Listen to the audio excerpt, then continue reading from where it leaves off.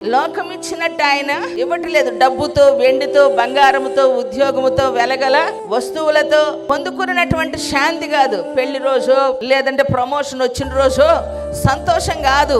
అది కాదు శాంతి. నిజమైన శాంతి యేసు క్రీస్తు వలన, దేవుని వలన మనకు అనుగ్రహించబడుతున్న హృదయములో మనశ్శాంతి. కొట్టు చపర్ల గట్టిగా ప్రైజ్ ది లార్డ్, హల్లెలూయా.